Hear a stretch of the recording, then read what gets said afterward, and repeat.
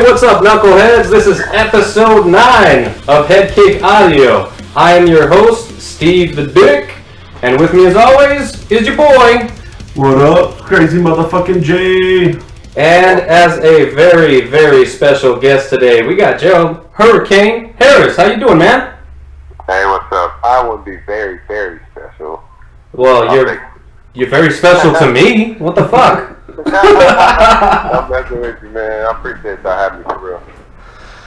Alright, well, since we got you on the fucking line, tell me what is going on? Are we retired? Are we not retired? No, I was confused. When I fought Rafael Lovato, I was like, the only way I'm fighting him is if he paid me this much, and it's all good. And I said I want a 4-fight deal. I think, I don't remember. Anyway, I kind of went in there negotiating, like, if I'm gonna do this, I don't want to just do it one time. I want to kind of, I'll keep going, because I was done. A lot of people don't know, I tore my Achilles tendon the day before the Ultimate Fighter season 25, the comeback, and that kind of slowed me down. I'm already in my late 30s, so the Achilles tear in the late 30s, that's like career ending. You know what I mean? Yeah. So I fought 2 times after that, and I didn't feel like myself. I was moving really slow. I mean, Achilles is honestly like breaking an axle on a truck. You know what I mean? It's never the same. Yeah, man. So I was out until they called me for Lovato. And I was just helping fighters get ready for fights. And I was like, you know what? Let's do it. Fuck it. I cut 35 pounds in 2 days.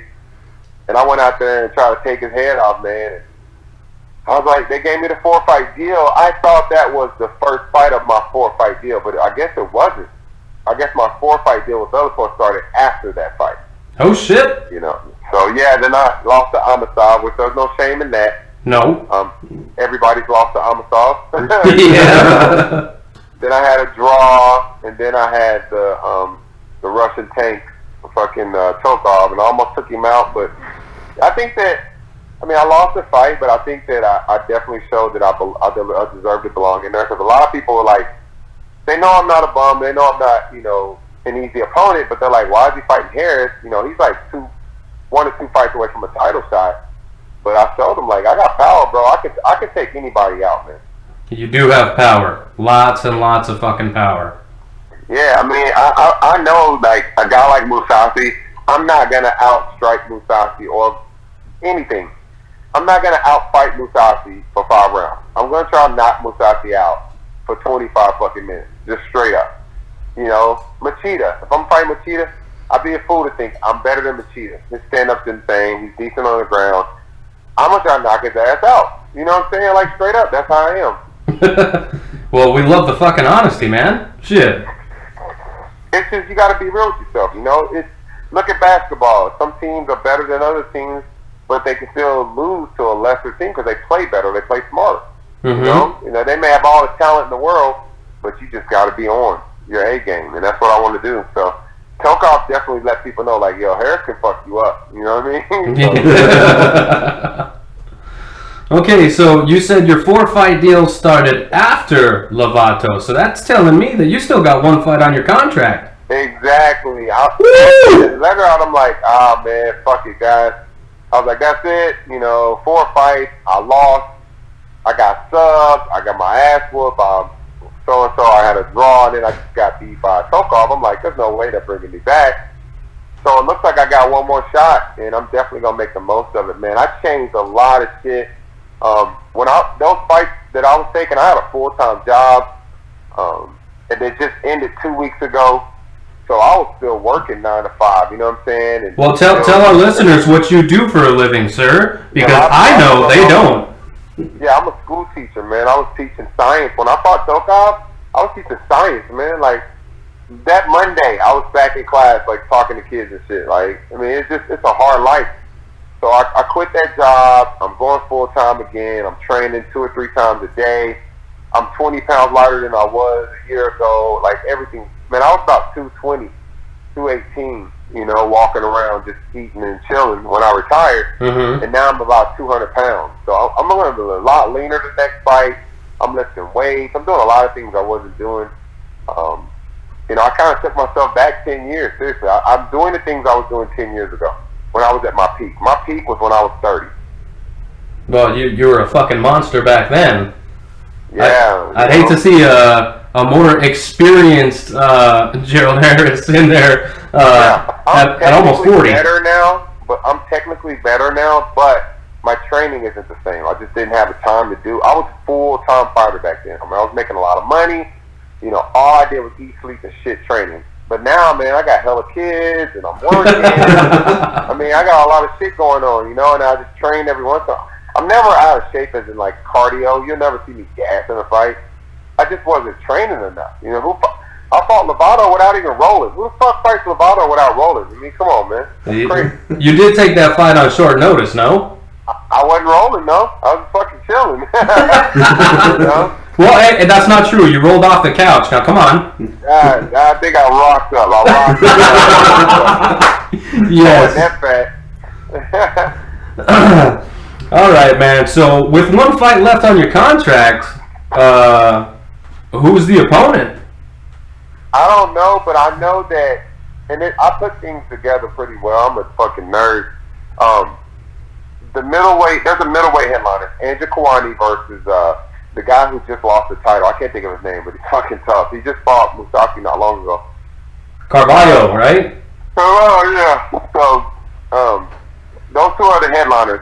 In Bellator, like a lot of organizations, has a tendency to, if the headliner is a certain weight, the card's going to kind of follow suit. Yeah. So it's a middleweight card. I've been on the past 3 Stackerville cards.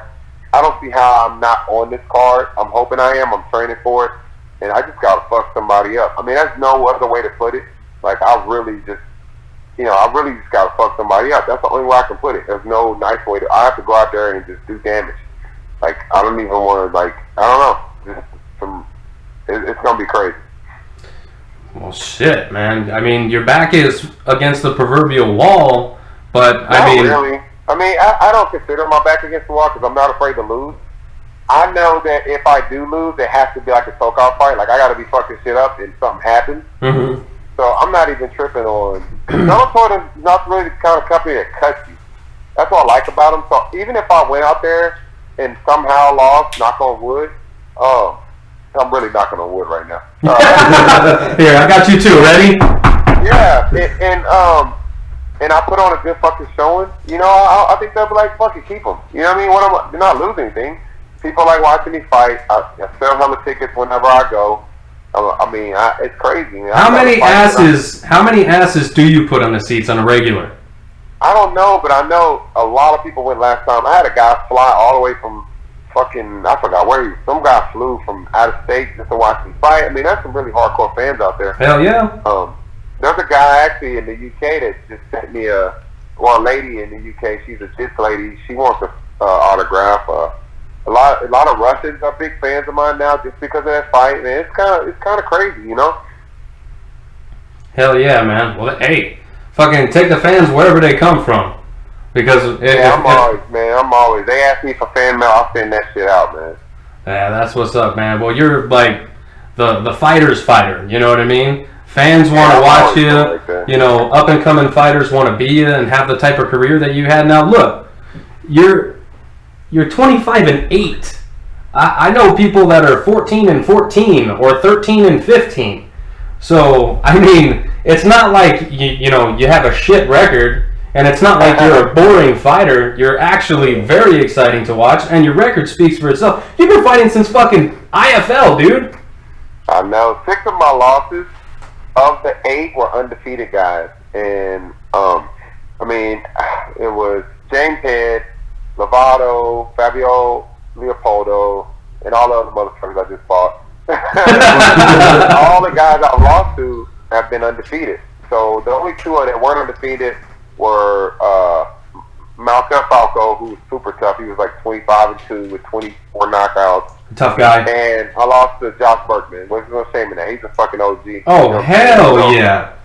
I think my greatest win, honestly, is Jorge Santiago, who I was absolutely terrified of, because we sparred and he beat the dog shit out of me.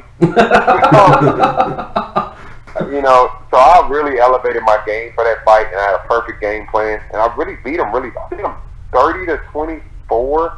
I beat him 10-7 one round. In one round, he got a penalty point taken. So I mean, that was a really good fight. Damn. When I'm on, bro, I'm on. I promise you guys. Oh no, we know. All right, well I'm gonna stop hogging these fucking airways and let my co-host. Sorry, I'm nerding out over here because I'm a big fan of MMA. He's relatively new, so Crazy J, what you got for Hurricane? He probably on Wikipedia and shit right now. Hey, sometimes I trust that Wikipedia, sometimes I don't. Sometimes they're fucking stupid. With you being... being... Fuck, you blew my Wikipedia cover.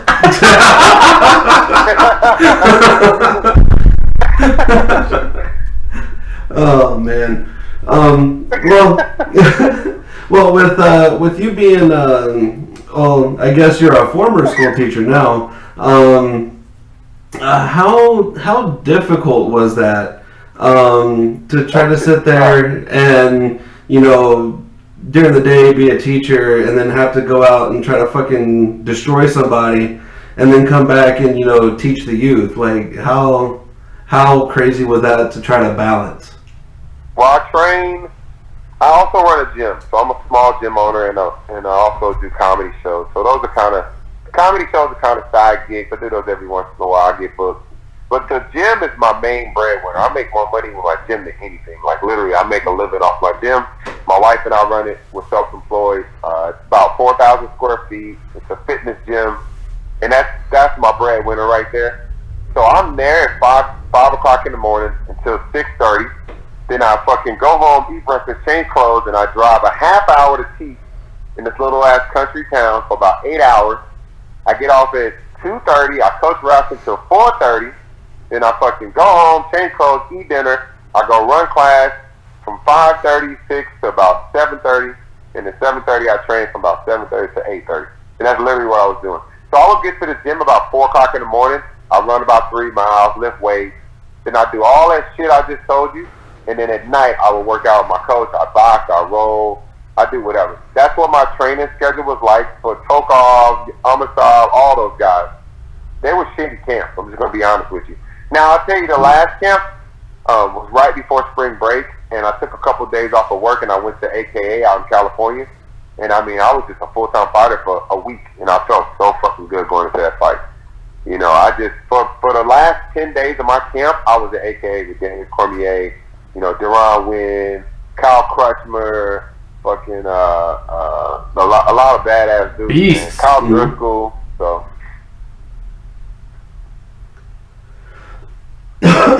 Excuse me. You still there? Yeah, that's all. That was it. I just fucking stopped talking out of nowhere. So I what? just put a period on that shit or nothing. Yeah, we gotta change your name from fucking like Hurricane to Superhuman because that's incredible, man. Yeah, that's a fucking crazy ass schedule. Well, and I also have 8 children from ages 9 months all the way to 19 years old. So. Okay, so the busy Superhuman. I know, right? Super sperm. Oh, water almost went everywhere, I assure you. Alright, man, so earlier this morning, I don't know how you feel about, watching fights as soon as you wake up, but the UFC was in Stockholm earlier today. Well, I'm pretty sure most of them are probably still there. But they had a fight card that, at least our time, was at 7 o'clock in the morning. So I had to get my ass up on my day off at 7 o'clock in the morning. And trust me, I'm not complaining. You've had it way worse than me, but, I'm a knucklehead behind a microphone. You know what I'm saying? Well, I watched a little bit. I didn't get to see it live. I mean, you can damn near watch any fight on Twitter. So by the time I logged on to social media, I saw that fucking head kick. And I saw the Anthony Smith one. So it was pretty cool. So I went back. I have a Fight Pass account, and I watched it. And that was insane. That kick was ridiculous. I mean, he kicked the fuck out of him. Like, them the kind of kicks that make me want to retire. I'm like, I'm not bullshitting you, bro. That's like It's like you at a club and your friend gets into a fight and he gets fucked up, and now you like, do I gotta jump in or do I just like? Yeah. That's what. Like when I watch these fighters get fucked up, it's like a fraternity. Like you're in that fraternity. Like that could be you. You don't even think about the dude that threw the kick, because I don't kick like that. You're like, yeah, a motherfucker can kick me like that. Like, he fucking died. Like I saw his soul go to fuck the sky up in the sky. Like I saw that shit. Like he fucking died. That was crazy, man. That's usually my go-to. He's fucking dead. He's dead. He killed him. That motherfucker's dead, bro. Anthony Smith pulls off a hell of an upset, which a lot of people, they underrate him. He's a legit black belt, like you said. He's got good striking. You know, he's a true journeyman. He's a journeyman that made it. Those guys that are like fucking 28 and 15, they're dangerous as shit. You know, they don't give, not to say they don't give a fuck. There's nothing you're going to show them that they haven't seen. The fucker went 5 rounds with John Jones. You know what I mean? Yeah. He beat Gus with a broke hand, man. Damn. Yeah. I know he's fucking extremely underrated, and kind of like not in a sense like like you, because you have crazy power and whatnot, but a guy that is exciting. The record isn't flawless. So he's taken a couple L's here and there, but has actually learned a lot. And my favorite part about watching Anthony Smith fight, honestly, is his composure and him in the corner. When he's sitting on the stool between rounds. He looks like the last person you gotta fight on a fucking villain movie. Like, fucking turns the chair around and gets up and takes his shirt off and fucks you up. Like, that's what he looks like. Like, he looks like a straight up fighter, like real life. Like, but he's cool as shit, man. I talk to him on social media a lot. He's really, really good guy. And I wish him the best. Super underrated. And here's a funny thing: he's a fucking middleweight. You know what I'm saying? Like, right? He's really a middleweight. Like, the dude could go back down to 185 with no problem. He's not cutting a lot to make 205, but he's a fucking middleweight. Yeah, he's a fucking monster. He's a fucking monster of light heavyweight. So he beat what's that guy named that was number 2? Fucking the guy that was knocking everybody out real fast. Oldsmo, whatever. I don't know the fucking name. Oh, Volkan Ozdemir. Yeah, he beat his ass. So I mean, what can you say? Well, like I said, the main event was he was getting his ass kicked. He was getting his ass kicked. Alexander Gustafsson was pretty much doing everything that he wanted to until he wasn't. Right up until the finishing sequence in that 4th round, Gus was in control, and then one mistake cost him the entire fucking fight. Yep. And he said it. He even says it. He said, "I'll lose the early round." Because he's like me. He's like, these guys may be technically better than him. Like a John Jones. I mean, he knew John Jones was technically better than him, but he knew that he could choke him out or he could catch him with a shot. And that's how you got to go in there thinking. Yeah, he's definitely got a puncher's chance, and just as both of you have said, he's a legit black belt, so it's not like... He got a choker chance, too. All right, and then in the new co-main event, because Volkan Ozdemir's fight got canceled because Ilir Tifi, or however the fuck you say these guys' names, trust me, I'm going to struggle with all of them, but Ilir pulls out, I guess it was a back injury of some sort, so that elevated Alexander Headkick versus Jimmy Manawa, in which you described as the kick that scared the shit out of you. Oh, shit. Well, I didn't even know they moved that main event. And that guy that he fought was unranked, So that's fucking crazy.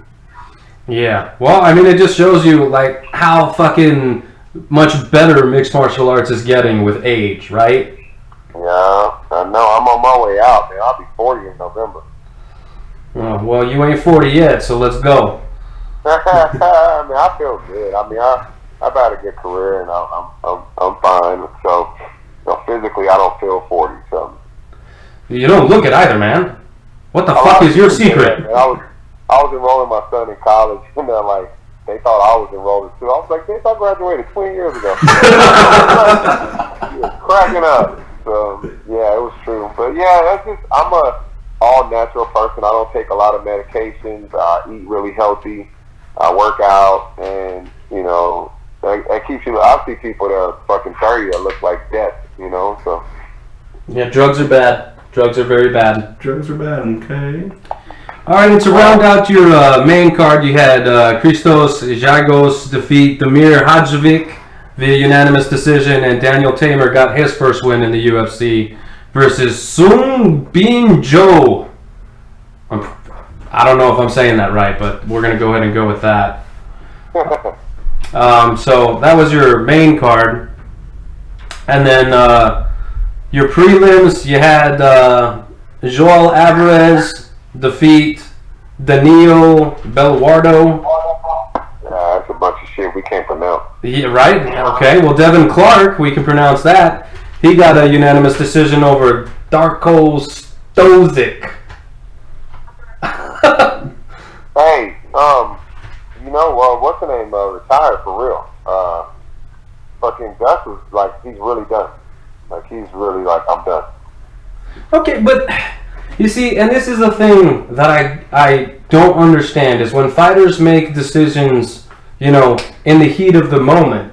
Alexander Gustafsson is not a bad fighter. Would you, I mean, you agree, right? Tired. He's probably tired. He's not, he's like, dude, it's like, he's like the fucking Buffalo Bills, man, in the 90s. Like, he just can't get that title, you know? I think he's just tired, man. And trust me, the dude's financially set where he doesn't have to fight. He's literally fighting for the gold right now, and then just, he's not going to get it. And I think that he really just came to terms with it. He's like, fuck, if I lost to this guy, I'm not going to make it, you know? So. But anybody who knows Anthony Smith knows he's a killer. I mean, there's no shame in losing that fight. You got to look at it from his perspective, though. True. He's higher ranked. Yeah, Anthony Smith is good, and he's respected. But it's just, and that's not a knock against Anthony Smith at all. It could have been anybody, but, you know, Gus is number 2. So it's like, for him to lose to someone below him, that was honestly a fight that was made for him to win. Not by the UFC saying they were rigging it, but he wasn't supposed to lose that fight, you know. So what about a move up to heavyweight? Fuck no. Hell no. Get his ass knocked out, man. These heavyweights are athletic as shit now. These fuckers are doing no-hand back flips and shit, man. I don't fuck with these heavyweights, man. I'll tell you one thing. I've seen a lot of guys who fought in the 1FC. They have that weight cutting rule. Uh-huh. You know, look at Stace Northcutt. He fought at 185, but he didn't cut a pound because you have to be hydrated. Like, you really have to be hydrated. Like, you can't even cheat that shit. Uh-huh.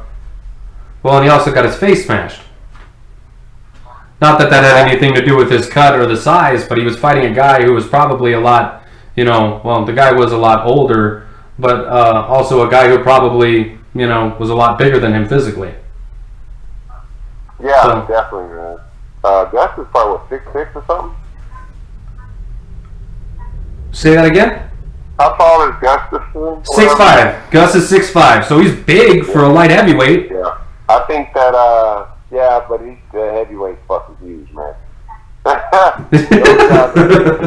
look at what's that one black dude name from Africa that looks like he just fucking dove out. Ngannou. Yeah, that motherfucker. Fuck, I wouldn't fight that motherfucker with a gun and 3 homeboys. I would not. I'd be like, no, fuck you. I quit. I'm done. Fuck that. Oh shit. You know, you were talking about. I punched him in wins just so I got disqualified. All right, so we can go over all the bullshit later, but Leandro Santos, that's one we got to talk about. He got a knockout over Stevie Ray, and it was like a one-punch walk-off KO. Did you get to see that one? No, I didn't see. All I saw was those two. All I saw was the co-main and the man. I didn't get to see all the fights. Okay, well, I didn't go back and watch them though. As soon as I was working this morning, I was doing personal training, running classes, and then boom, I went and trained myself. And then boom, I got home and I watched them pretty late, so I haven't got to see them all. But like I said, I got actually it was on ESPN. It wasn't on Fight Pass. I'm sorry, ESPN Plus, I believe. Yeah, the prelims were on ESPN too. I got the whole card on my phone, the undercard and the main card. That's what's up. See, he's a fighter and a fight fan. You gotta appreciate that, man. Yeah, I don't know half these motherfuckers that fight, so it's really hard to watch fights. people you don't know. It's like, ooh, yeah, okay, whatever. So, yeah, I just need to know something about this. Let me tell you, and someone asked me this a long time ago. The reason why MMA is not mainstream, when I mean mainstream, I mean big time like NFL, NBA. We don't have a base for our athletes. Could you imagine if MMA was in high schools and colleges around this world? Because it's less dangerous than football, gymnastics, cheerleading, all that shit. Yeah, overall. Not the fuck out, but it's way less deadly. Cheerleading and gymnastics are two most other than horseback riding, which was surprising. Horseback riding is the most dangerous sport in the world, the most death. Then you got gymnastics and cheerleading. MMA in college, could you imagine fucking OU fighting fucking OSU and Michigan and Ohio State? That would be insane. Now you got guys coming to the UFC and Bellator and PFL with a name. This fuckers getting drafted. You know what I'm saying? Like, one day MMA is going to make it to NCAA colleges, and that's going to be whenever it gets to the next level. Then these guys are going to be like, what's that kid name from Duke that fucking makes all the money for them? He just fucking Zion. You'll have kids like Zion, you know? Look at a Sage Northcutt. Give Sage Northcutt 4 years of college and building his name. He'd be a fucking superstar before he even stepped in the cage. You know? That's a brilliant fucking idea. I don't know how I didn't think of that. You should. I've been saying it for years, and someone's gonna do it. Someone's gonna step up and do it. Well, I know that Duke Rufus is actually doing like. I think if I heard correctly, he was doing like some youth MMA without the head strikes. Yeah, I mean, but I'm just think about it as a whole. But no, that makes sense. And it can be in college can be with fucking, I don't know how they would do it because you can't do submissions with headgear, but it would be nuts, man. It'd be crazy. College wrestling's already big enough. You got so many. Oklahoma State, which I'm in Oklahoma, has about 30 guys that can't fucking compete because the starting lineup is all badasses, right? Take all those backups and fucking put them on the fight team. They be fucking some shit up. You know what I mean? They fucking fight at the party this weekend anyway. You might as well do it. A bunch of Oklahoma badasses. Dude, I'm telling you, that's going to change our sport. You won't get these shitty-ass contracts that you get where you can get fired at any time. And shit's going to change. But right now, we don't have a pot to piss in when you come in the door. You know? It's kind of like living with somebody until you make it. You got to fucking follow their rules. So, but right now, man, you know, going out there and talking shit and fighting just ain't enough to build a fan base. Everybody wants to be like a Conor McGregor. It doesn't happen overnight. No, and you gotta really fucking do it right. I mean, he just hit every fucking current as he was swimming along. You know what I mean? He hit a new current though. Nobody was talking shit like him.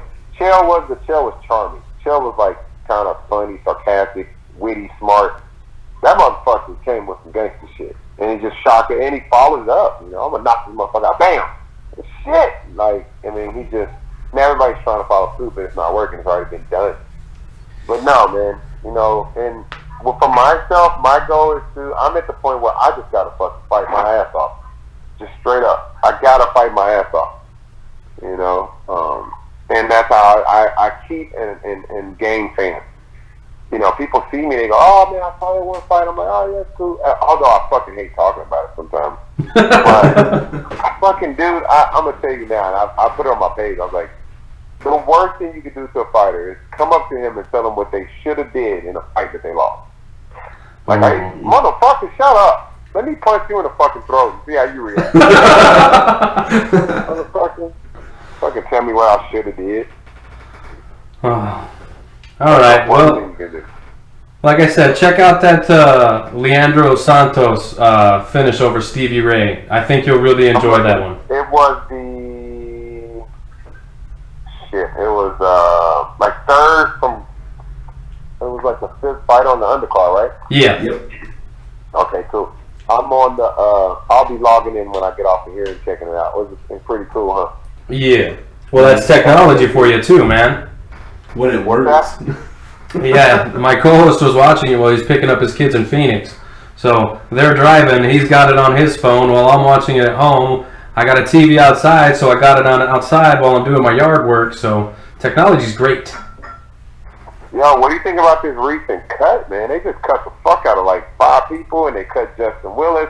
They cut fucking Elias Fedora, whatever the fuck, how you say his name, the Canadian with the good hair. Like, it's just, man, it's brutal cuts, man, you know? Well, it's a little bit less than what the cuts were a few years ago when they cut like 20 guys. Yeah, but how do you cut Elias? He's 83 in the UFC. He fought to Derek Brunson by decision. Like, what the fuck, man? Like, you make guys devalue, you know? They're hurt. Like, I don't know. I don't think you should cut a guy like Elias, man. He's a company guy. Well, yeah, and it's... He's running short. This guy fucking miss weight 5 times, get arrested. Like, come on, man. Like, there's no fucking blueprint on how to keep your job. It sucks. Yeah, especially with the UFC because, you know, they're very much of the, well, you fuck up one time, one little thing, if we don't like you, you're gone. Yeah. So what depends on who you are. I think it came down to his fighting style. He wasn't as endeared as a George St. Pierre. You know, he didn't have that type of following. And when you're getting booed in your home country, I think that's probably when the UFC just decided. They probably made the decision before the fight was even over while he was getting booed in Canada. I know. Well, they probably made a decision before the shit even started. Like, I hope this motherfucker loses. We'll let his ass go. Hope this motherfucker loses. And what do you make of the UFC just like silently killing this flyweight division until, you know, Henry Cejudo wins or loses? I got like $118 in the bank, so I don't make $1 billion decisions. So, I mean, they're obviously, it's just not working out for them. So, you know, what do you think? I mean, it's fucked up, but who cares? Business doesn't have heart, man. Yeah. They're looking at their pockets. They're like, yo, these motherfuckers ain't selling. Send their little asses overseas. So, what can you do? Crowd will spill milk, go up a weight, go down a weight. But, you know, what can they do? Do you think they would probably make them go up or down in weight just to kind of keep them in contact? Choice. If they cut 125, you got to go up to 135. And some of these guys ain't even getting offered the choice. They're just getting cut. Yeah, I heard that you letting them go. Here's my thing, man. A lot of people don't understand it. The reason why MMA isn't so loyal to its athletes is we're too expendable. There's too many. Here's the deal. There's too many fucking fighters. I can't count how many people UFC has. They got a lot of motherfuckers that we don't fucking know. The UFC do, now this is me speaking, the guys would be more famous if, let's say, it was only fucking 15 guys, that's it. Not 48 per weight class, not 110. I'm talking about it's 15 guys, just like the NBA, NFL has. Imagine if the NBA had 40, fucking 60 teams. You know what I mean? Like, or teams coming every year. You wouldn't be able to connect to them. Look at the Golden State Warriors. 20 years ago, they sucked assholes. Like, seriously. You know, but look at them now. That's longevity. Imagine people being in the UFC like the Donald Cerrone's, been there for 5, 10 years, and if you get in, you're fucking in. You know, but it's like a temp agency. They bring you in, you fight, you go home, you get fired. But imagine if Bellator only had 15 to 20 guys. That's it. You would know all those fuckers. You know what I'm saying? Damn. You must be a teacher. Local cards. They think it's great when you get signed by these big. It's great for me because I get paid really good by Bellator, so I can fight one time and be okay for a while. But it's fucking sucks for a guy that's only making $2-3 grand and he fucking loses. He got to sit around for 6 months to fight again. So this fucker has to try to get to my level and work full-time job and do this, do that, and then go fight again for a couple $1,000. It sucks. So if the rosters were smaller, it would honestly be better. Let the local promotions have these badass guys. There's just too many guys, too many fighters, man. Like I said, you must be a teacher because you're dropping some fucking knowledge. Well, it's the truth. I'm not bullshitting you. Other than the big name guys, I can barely name 10 guys from each weight class. Have you heard of Rostam Akhman? Have you heard of Rostam Akhman? Hell no. All them motherfuckers' last names sound the same. You know? I don't know that motherfucker, but look at this. Look at Yair Rodriguez. Amazing fighter. He did that spinning elbow shit at the last second. And I went online. I was not hating at all because I loved the moment. And first of all, the fucked up thing is the guy he knocked out got half his money. It should have been 100% for both guys. You know, guys get when you lose, you get half the pay. But the thing is, I went on there. I said, look, guys, that was fucking beautiful. It was one of the best finishes I've seen in my life. But it's a moment. In 2 weeks, we're not gonna give a fuck about that elbow. Like, just being straight up. It's true. There's too many fucking fights. He should have been fighting a month later. But now, I don't even remember the last time he fought since that shit. I think it was that fight. I don't think he's fought since. That's what I'm saying. It's like that moment is gone. Like, our momentum is just, how do you game fans? I mean, imagine a fucking basketball team or football team playing one game and they'll play another one for 6 months. You don't give a fuck. Like, who's gonna wait that long to see LeBron play again? You know what I'm saying? Well, when you're talking about LeBron, I imagine there's still a few people that would come in to see him win or lose. Yeah, but you don't want to wait 6 months. Hell no. Not when you're talking about that caliber of athlete. That was November 10th, 2018. And it was the best finish I've ever seen in my life. It was 4 minutes and 59 seconds in the 5th round. Like, how the fuck do you beat that? And a fight that the Korean Zombie was winning. Yeah, and then he said, oh, let me entertain a bam. No, fuck. Bitch, boo me for the last 10 seconds. I don't give a fuck.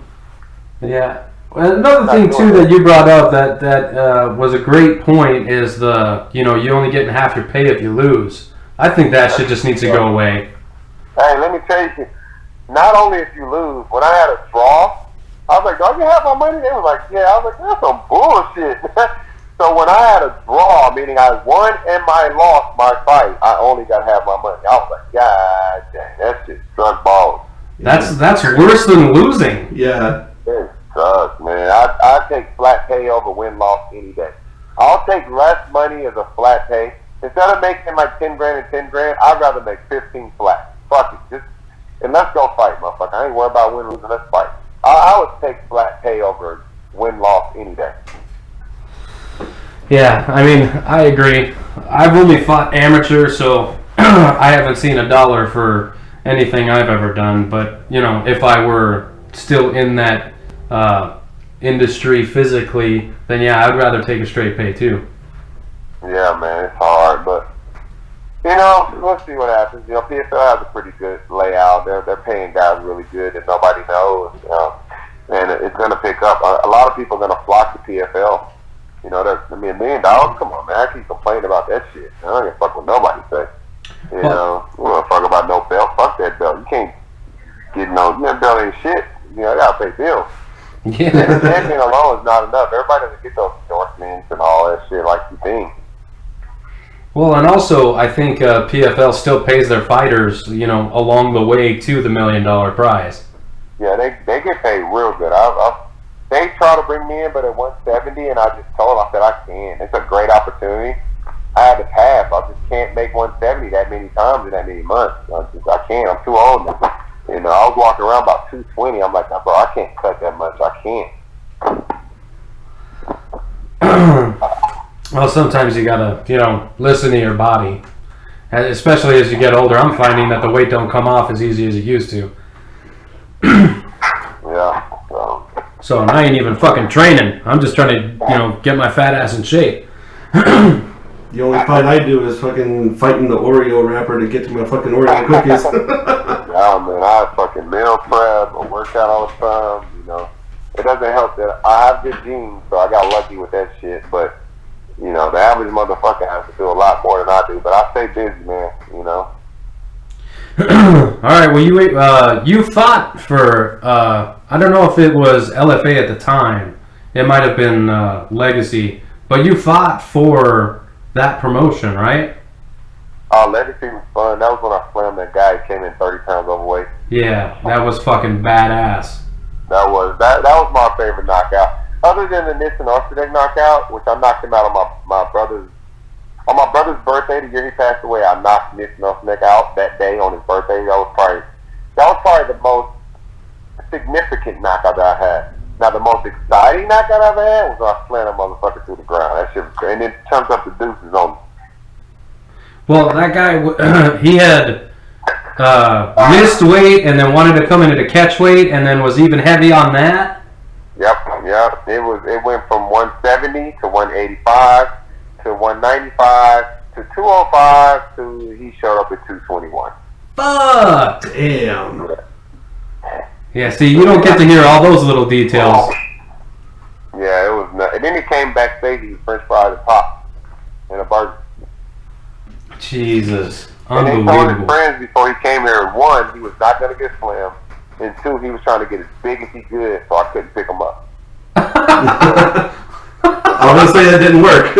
Everything you said fucking kept backfiring on you. Jesus. All right. Well, did you catch LFA 68 last night? No, I usually catch highlights, man. I only watch fights mostly when it's someone I know or know of fighting. So I mean, I don't really catch a lot of regular cards. But if a friend is fighting on a card or somebody I know, a training partner, I'll watch the whole card. But no, I saw the highlights. There's some pretty good fights. They always have some good fights. But yeah, I was the last fight on Legacy before they changed to LFA. Oh, okay. So, you know, let me tell you something that's real fucked up though.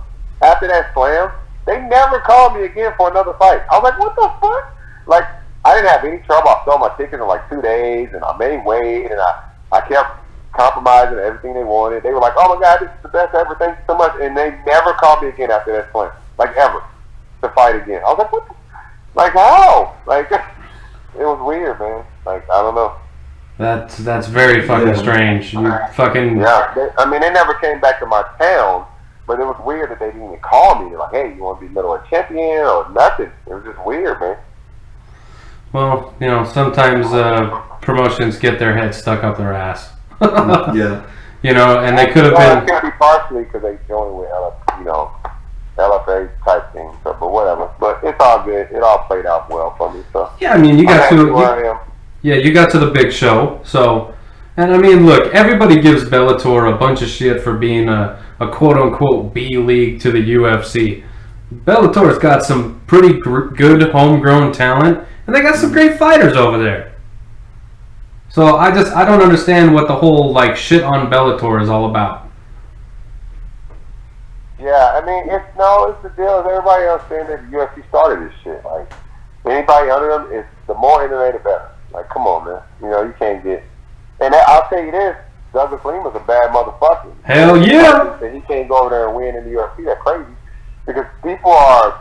They're blinded. Okay? And this is crazy because I'm, like, super nerdy when it comes to sports. Whenever Strikeforce came to the UFC, they were fucking them UFC dudes up. Everybody's like, B-League, Strikeforce ain't shit.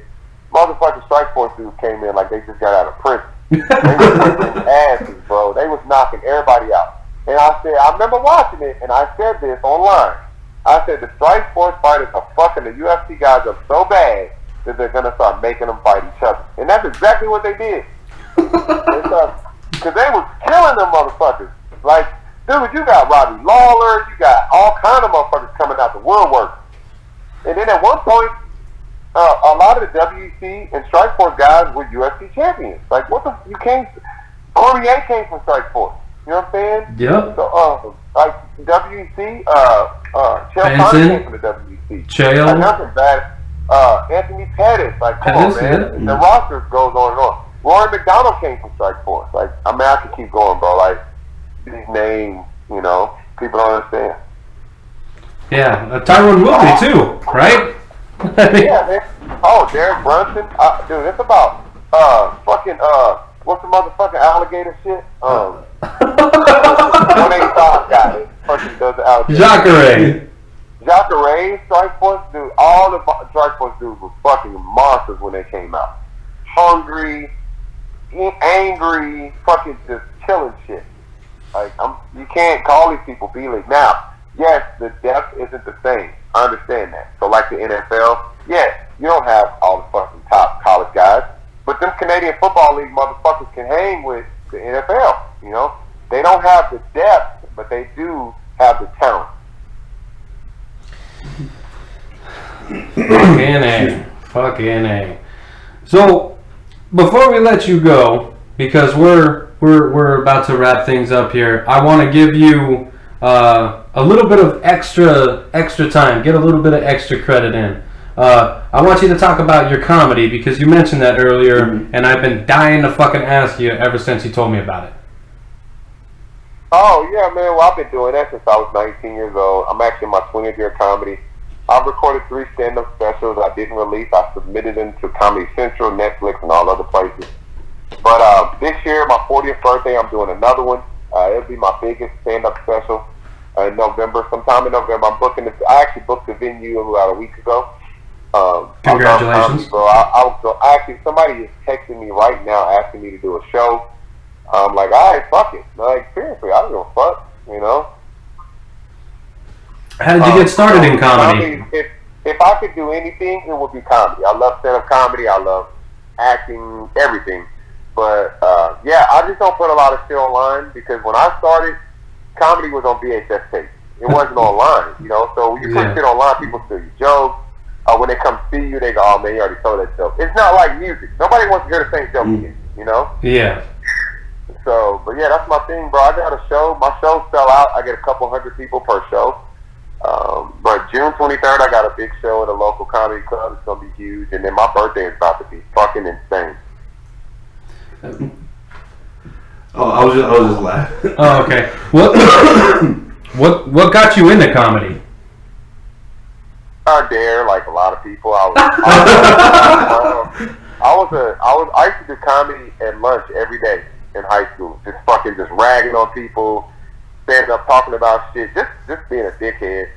And my boys, we went to a comedy club and it was open mic and it fucking sucked. They're like, bro, you need to go up there. And I went up there and ripped that shit, like off the head. And ever since then, I've been on the stage, man. You know. Damn. It's hard as shit, though, man. It's hard, man. Well, yeah. If you bomb, it's fucking, you know, like losing a fight.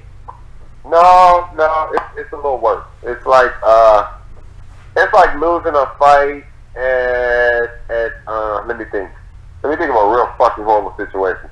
Bombing is like getting beat up right after you propose to your girlfriend in front of her whole family. That's what bombing feels like. It's so fucking personal. Damn. Hard fucking hurts. I bombed once and it's an empty ass. Let me tell you what's worse. Let me tell you about losing a fight. Losing a fight can be quick. It can be drawn out. When you bomb, your ass has to stay up there. So imagine like you got to fight John Jones, and even though he's knocking you the fuck out and choking you out, you got to wake up and keep fighting that motherfucker. Because you got booked for 15 minutes. So you can't tap out. Your ass got to it's the longest ass whooping you ever took in your life. Oh my God, it hurts. There's not a comedian alive right now that has not bombed. We've all done it. You picked the wrong material for the wrong crowd. We've all did it. It fucking sucks, man. Well, it's got to be tough with everybody, you know, being so far left or so far right these days. Mm-hmm. Yeah, man. You know, I don't do political comedy, man.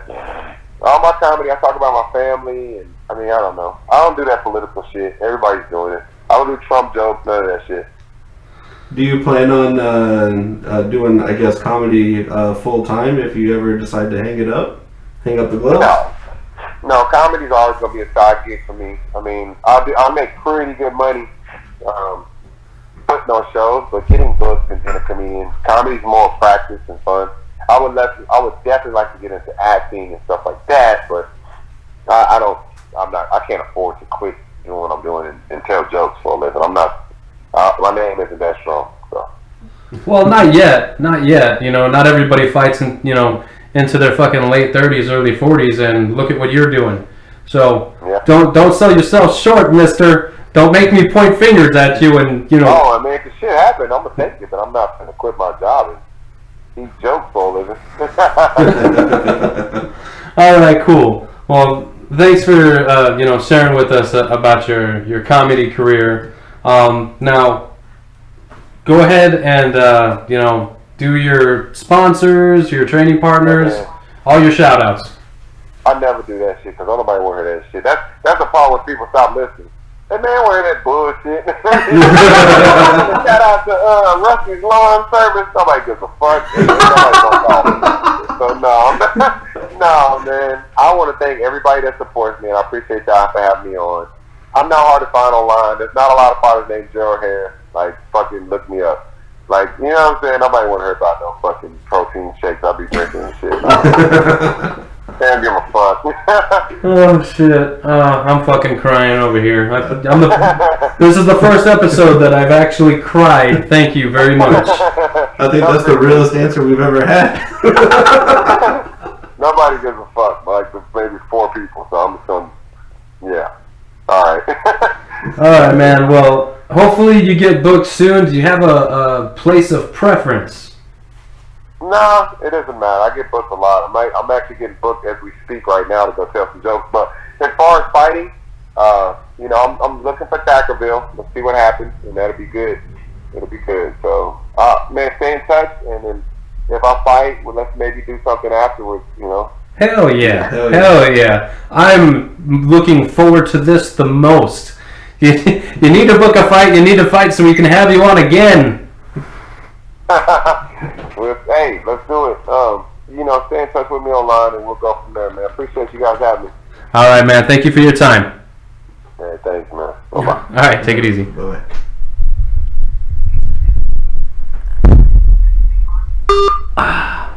All right, that was Gerald Harris, the Hurricane, Bellator fighter. He's still got 1 fight left on his contract. I don't really think I need to recap the entire conversation. All I gotta say is that was a fucking blast. And literally, I'm wiping tears from my face. All I know is I was way underprepared for that. Like I was actually blown away from all of the stuff that he's been doing and all the stuff that he has done. I was just like, I can't even come up with anything to be fucking ask him because, you know, it was just so... It was so fun to just listen to him and, you know, have him tell, like, his side of... on, like, the side of the fighter, I guess, if you will. Well, he's been doing it for a long fucking time. Like I said, he fought in IFL, for goodness sake. So, you know, back to the UFC Stockholm. I'll just gonna go ahead and go through the results. Joel Alvarez defeating Danilo Beluardo via TKO, round number 2. Devin Clark getting a unanimous decision over Darko Stozic. Bea Malecki defeating Duda Santana via rear naked choke. That was a cool fight. I did not see that coming at all. No, I didn't. She was kind of getting tooled. She was kind of getting pieced up. Frank Camacho, son of a gun, dude. He looked awesome. Awesome. He got the TKO over Nick Hine in round number 2. As I was talking about before, Leandro Santos had the walk-off KO of Stevie Ray. That was fucking excellent. Dude, it had him fucking looking like Frankenstein. Yeah, that shit was fucking crazy.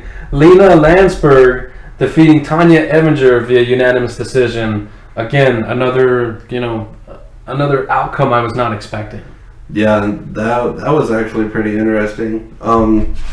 At first, you know, on paper, it looked like Evinger was just... Evinger should have won this fight. Yeah, it looked like she was just going to roll through this chick.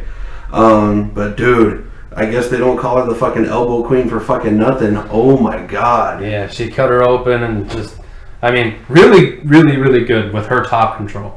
Yeah, she was using her head appropriately. I think we saw a more complete mixed martial artist. Yes. This time around. So Lena Landsberg gets the unanimous decision there, and then Sergey Kondezhuko. That sounds about right. Sergey K defeats Rastum Akhman via unanimous decision. I did not. I think that's the fight that I was going, what the fuck? I scored it for the other guy. Me too. I scored it for Rastum. Yeah, I actually had him winning unanimous decision because I felt like he was doing more. He was pressuring more. He was landing. I mean, maybe not landing a lot of his shots, but he was more active. So he was throwing more strikes. Yeah. He was staying more busy. And I was like, my wife was like, why the fuck are you yelling? I'm like, this motherfucker shouldn't have won. What the fuck? Yeah, that's fucking crazy. So that's your UFC Stockholm again. Alexander Gustafsson retiring. Leaving his gloves in the octagon before he walks out, saying the show is over. I think he should stick around. But if he's truly done, then I don't want anybody to stay past their own welcome, I guess. But, I mean, heavyweight's always an option. I mean, you're only losing to the top guys. Anthony Smith, Anthony Johnson, John fucking Jones twice, and Daniel Cormier. Twice. If I'm not mistaken, I think he lost to Daniel Cormier twice. I think that was his 4th title shot, the second fight with John Jones. Anyway, I mean, you're only losing to badasses at that point. You know what I mean? So, I don't see why you would need to hang it up. Daniel Cormier. You have John Jones twice. I thought he lost to Cormier twice. Oh, no, it's Phil Davis. Phil Davis, yeah. Phil Davis with the, what is it, the Mr. Wonderful choke or something like that? I think so. Yeah. They called it... Well, I guess it's an anaconda choke. Yeah, but it was modified. Oh, it was one of those modified. It was one of those ones where they're like, hey, this is your own move, huh?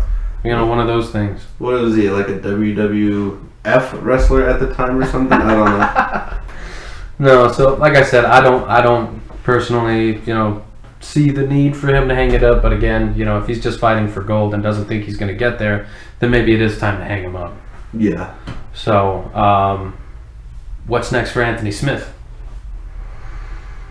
I don't know. He what was Gustafsson? What was he, number 2? He was up there. I think Jones, DC, Gus, Thiago, and then Smith. So I think Smith was 4 and Gus was 2, according to UFC the UFC rankings. Because remember, the champion doesn't count. Oh, that's right. Because the champion is the C, and then the number 1 was DC. So I think it went DC, Gus, Santos, Smith. I'm going to figure out a different way to be able to scroll down this stuff so that way you're not hearing every fucking time. Sorry about that, guys. But yeah, I mean, here's my take on the thing. Okay, so I am not like the give the guy the rematch, on just one fight, just based off of one fight. But Anthony Smith has a tendency to do this in fights where it looks like he's having a less than, thriving performance, and then, out of nowhere he finishes it. And I think that's, what Gerald was saying. I think that's what he was planning on doing against John Jones, and John Jones was just moves ahead. You know what I mean? They were playing chess, and Anthony Smith was just playing really good checkers. Yep. You know what I mean? So it showed him that there are levels to this game. You can't always rely on, all it takes is that one shot, or all it takes is, one crank of a neck, or, what I mean? Oh, and while we're on the subject of Anthony Smith, him, Alexander Rakic, Makwan Amirkhani, and Leonardo Santos, they each earned $50,000 bonuses for their performance. So, congratulations, guys. Fuck yeah. Y'all earned it. Yeah, no fight of the night. They just went with 4 performance bonuses, which, I mean, if there's no fight of the night, that's definitely the way to go. Okay, so what I was saying is, Anthony Smith, while I'm not very fond of fighters just winning one and immediately getting back to the title shot, I mean, you can make him fight one more, or if Jones is just fucking absolutely convinced on staying busy, he's going to have to take another fight after he beats Thiago Santos. There's no doubt about that. Anthony Smith broke his hand. So he's going to have to heal up his fucking hand before he can fight again, or even get into a training camp. So it's going to be, 9 months minimum. You know what I mean? I don't know exactly how long it takes a broken hand to heal. But I'm thinking at least, 6 to 8 weeks. Yeah. So that puts it 2 months from now, which we're in June. So that puts it in like August. And then he's got to do, at least an 8 to 12 week training camp. And then you're looking at, at the end of the year. So I think that, John Jones is going to have to take another fight if Anthony Smith is the guy. Because while Thiago Santos has a puncher's chance of winning that fight, Unfortunately, John Jones is just, he's too fucking good, man. John Jones is John Jones. Yeah, he's the fucking baddest motherfucker on the planet. But with that being said, there's insert Daniel Cormier. Let them fucking do the trilogy while fucking Anthony Smith is healing. Because I do think that that's probably the direction that they'll fucking head. You know what I mean? Is Anthony Smith getting the title shot when he comes back. Especially since a lot of shit's going to play out. Corey Anderson's going to fight between now and then. Dominic Reyes is going to fight between now and then. Johnny Walker's going to fight between now and then. And then not far behind them, you got your Khalil Rountrees of the world. That fucking Alexander Headkick. I mean, there's guys that are up and coming that still need a couple fights. So this would give that division some time to play out and let these contenders become real contenders, not just UFC light heavyweights that are on a 3-fight win streak against, you know, that same level of competition. Mm-hmm. You know what I mean? We're losing Alexander Gustafsson. If he is truly retired, you lose him. Okay, so he can't, you know, he can't be the one that these fighters get over to get to that title shot anymore. Mm-hmm. You know what I mean? So that just leaves these, you know, guys that are on streaks right now taking care of each other and picking each other off.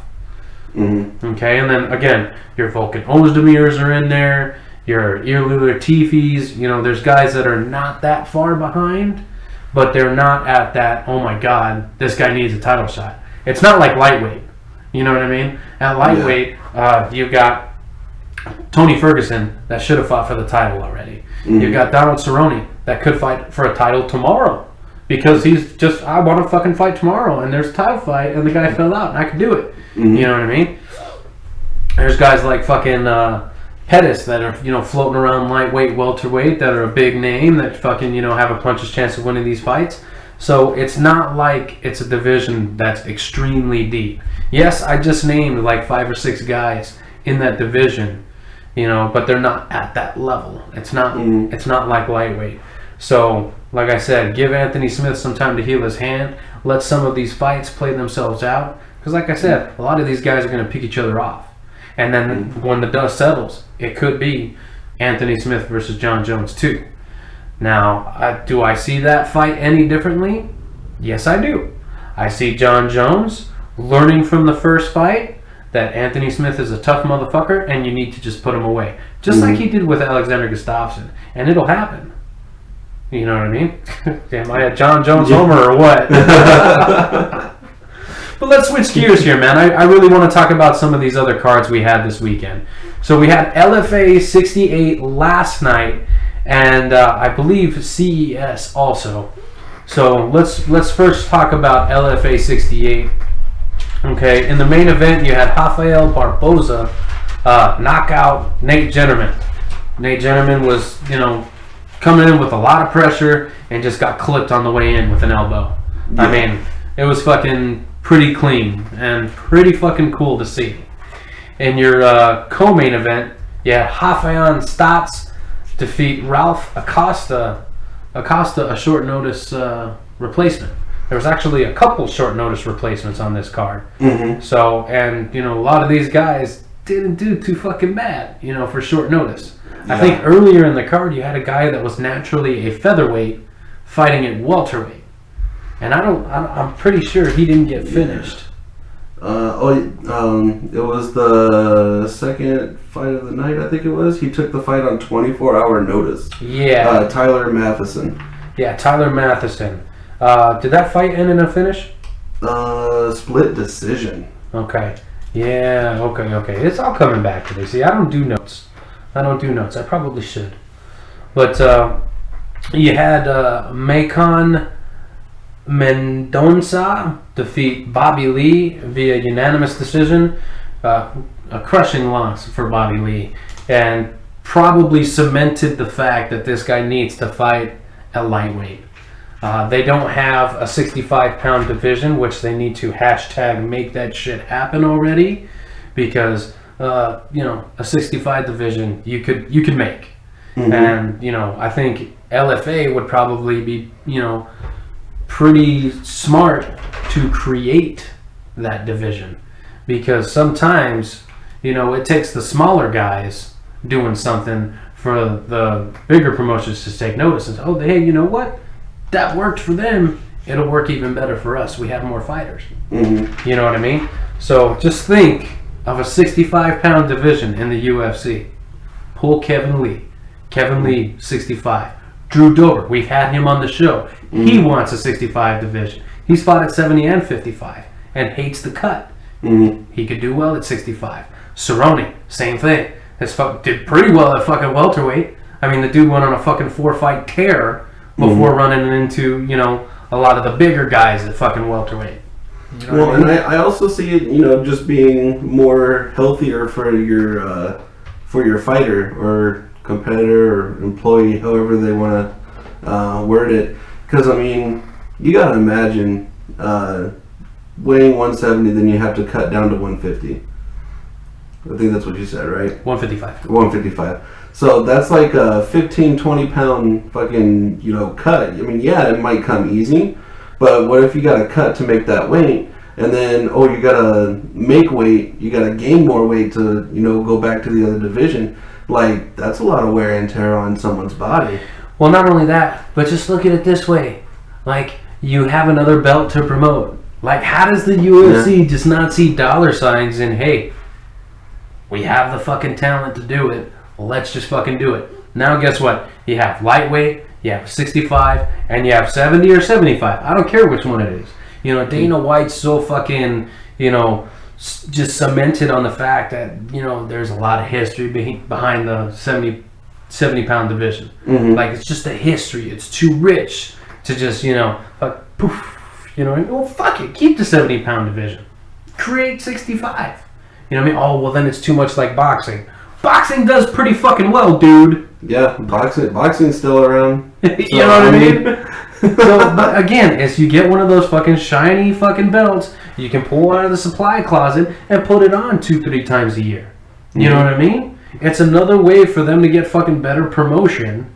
You know, I don't understand why it's not done already. But anyways, Mike Biggie Rhodes comes back from, I don't know if it was a retirement or if it was just an extremely long layoff, but he was RFA's welterweight champion. Oh shit. He fought at light heavyweight. How fucking crazy is that? That's fucking and he wins. He wins. Now, he didn't look great, okay? In my opinion, he looked a little fat, okay? He looked really slow, okay? So I'm probably thinking, like, okay, meet it in the middle. Go to middleweight. You know what I mean? Because light heavyweight, some of these dudes are bad.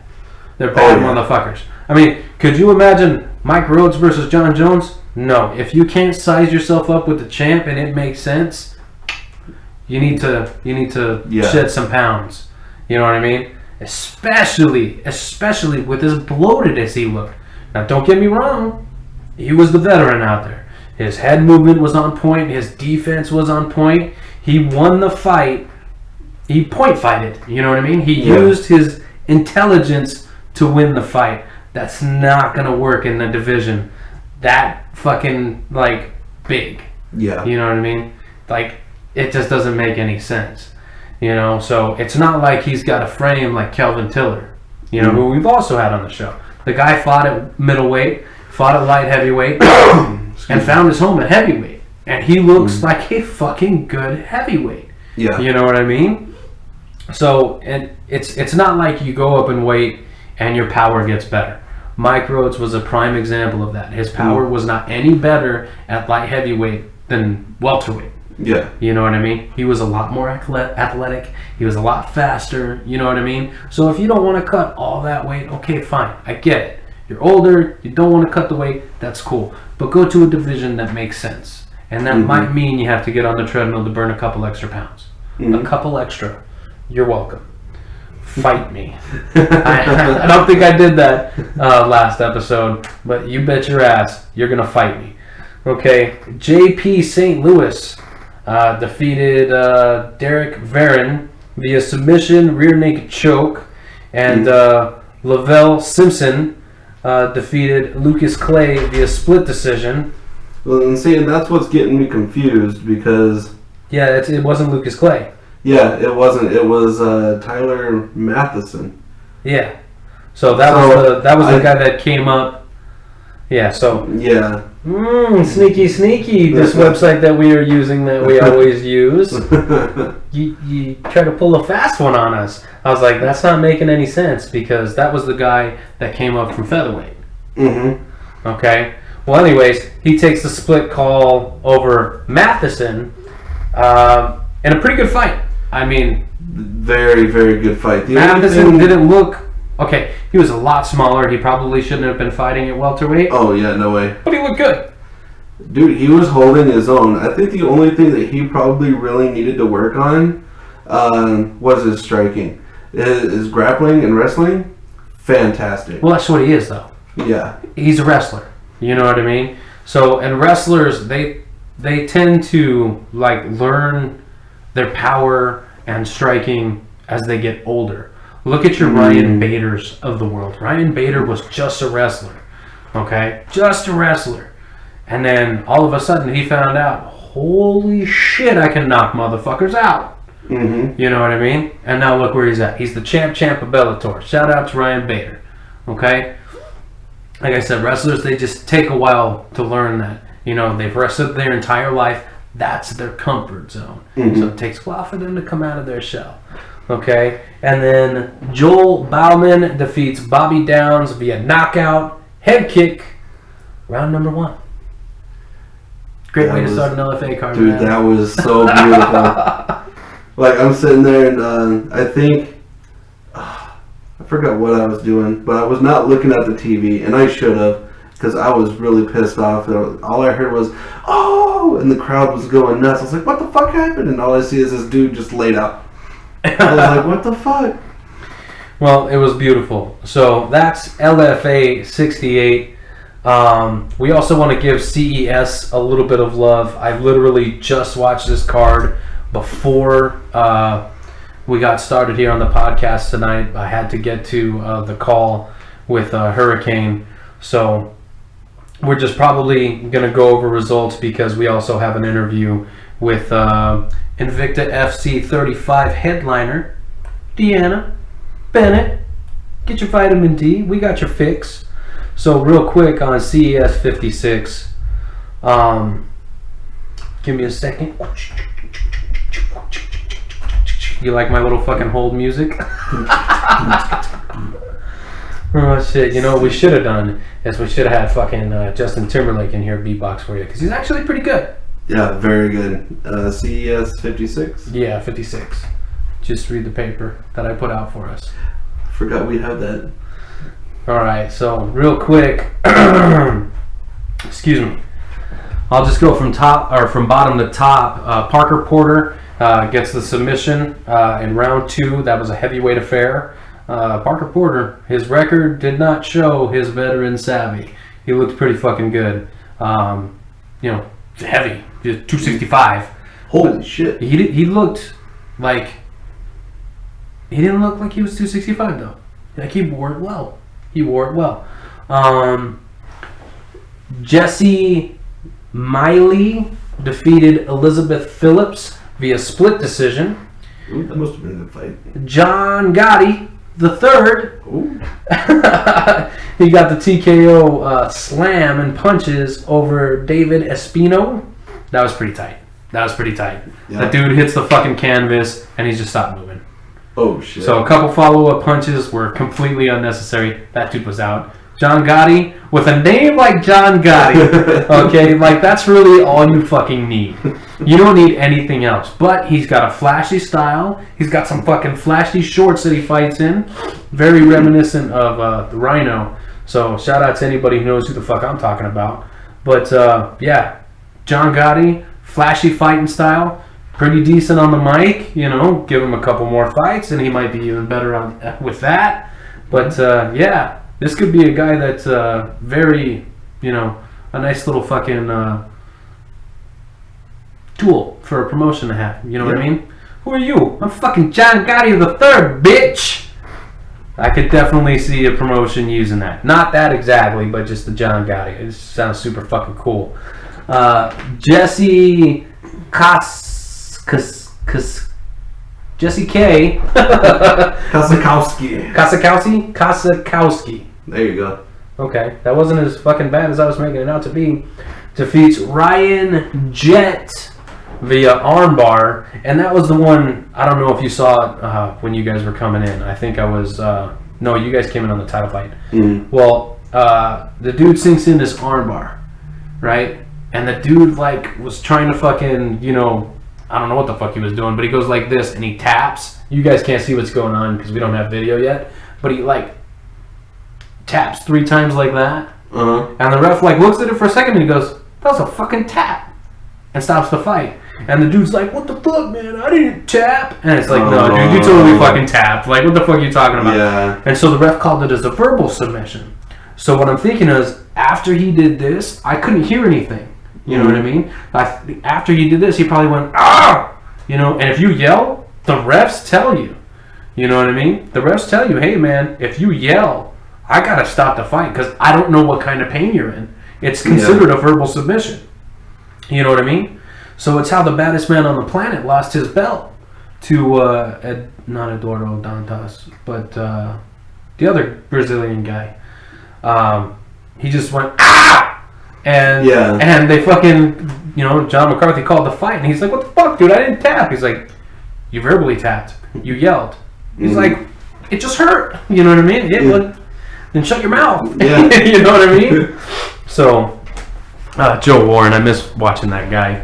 You know, not in his 40s, like in his, you know, mid to late 30s. He was pretty fun to watch. But just his energy, man. It's just like this little fucking angry motherfucker. Reminds me a lot of me. You know what I mean? Yeah. Like 5'6", just think you can kill the whole fucking world with, you know, one arm tied behind your back. Very reminiscent of myself. So, I'm a Joe Warren fan. What can I say? Nick Newell. He gets a short notice replacement. Antonio Castillo Jr. Made quick work of him. Obviously, Castillo's not on Nick Newell's level. And what we really need to find out is Nick Newell on the UFC's level? I'm tired of the bickering between the two. It's kind of reminding me a lot of the Ben Askren situation. Mm-hmm. You know, you're not ready. You're not that good. Get the fuck out of here. You know what I mean? We gave you the opportunity and you fucking blew it. Because Nick Newell fought on the Contender Series and he lost. I think he lost to a guy that was like 4-1. You know what I mean?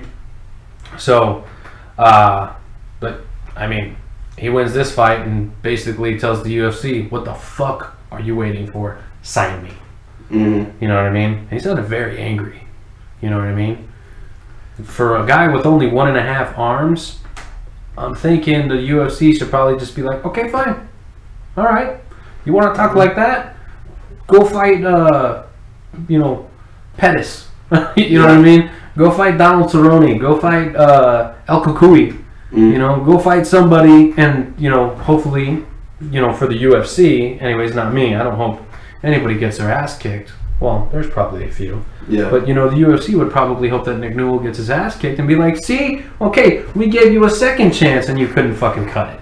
Yeah. Because I guarantee you, Nick Newell goes into the UFC, he's not getting an easy fight. Mm-hmm. One of his losses is to Justin Gaethje. As I 808 that shit. Right? You know what? I think that would be, I mean, you know what? Fucking do it. Like, if you want to be in, that's who I'd have him fight. Like, look, if you want to be for real. But Justin Gaethje already beat him, and the UFC's not going to do that one again. And plus, with a guy as marketable as Justin Gaethje, you don't want him taking on a quote-unquote UFC newcomer. True. Yeah, so you probably want to give him, let's see, who's available? You want to give him a tough matchup, but all the top guys are either booked or, you know, currently in that, like, 65 and up, like your Pettis is, and your so I'm trying to think. Yeah, I don't know who you'd give him, but whoever they'd give him, it would be fucked up. The UFC would give him the toughest matchup they could in hopes that he loses. So, if the UFC does ever sign this guy, he better get his ass to fucking work. Mm-hmm. Because the UFC is going to plan a slaughter. Yeah. In your main event for CES 56. Bruce Boyington defended his title against Dan Dubuque. Am I pronouncing that right? It could be Dubuque. Dubuque. Split decision in one of the sloppiest title fights I've ever seen in my life. You know, the fans seemed like they were having a good time, but I was just in a rush to get over here, so my attention wasn't, 100% at this. Mm-hmm. You know what I mean? I honestly thought that Nick Newell was the main event here because, I don't follow CES as good as I probably should. Mm-hmm. So, especially since they moved to Fight Pass, when they were on Access TV, I watched it religiously, because they did, LFA, or back then it was Legacy, RFA, and CES. Mm-hmm. You know what I mean? But now that they're on the UFC Fight Pass, I don't get the constant promotion of Access TV saying, hey, CES this, CES that. So, caught it on the UFC today, and, we're giving it a little bit of love here. But let's switch over to Invicta. Okay, I'm so looking forward to this. All right, this was a fucking fantastic interview. This girl, Deanna Bennett, she's headlining. Okay, she's a fucking unicorn. She is a one of a kind. She was pretty fucking awesome, and she gave us more time than we probably deserved. But she's taken on what's her name? Katerina Rodriguez. And they fought before, right? Yeah. Yeah, they fought before. So this is a rematch, and I believe this is to determine the number one contender at flyweight in Invicta. So with Deanna already having a win over Rodriguez, one would assume that she's probably going to get it done again. And if you don't know who Deanna Bennett is, you're about to get a fucking earful. She's great. She's cool. But let's go ahead and go over the rest of the card before we get into that. Okay. Viviana Pereira is going to be taking on Alicia Zapatella, yeah. I'm so white. Right? Zapatella? Is that a flavor of Nutella? It is now. Okay. And I don't know the weight classes that these girls are going to be fighting in, so I'm just going to go ahead and read off the card to you. Kamako Murata versus Liana Perozin. Oh man, these are so difficult. Okay. Katerina Leonard versus Lisa Spengler. Brown chicken, brown cow. I just, Spengler just sounds like... Never mind. Faith McMahon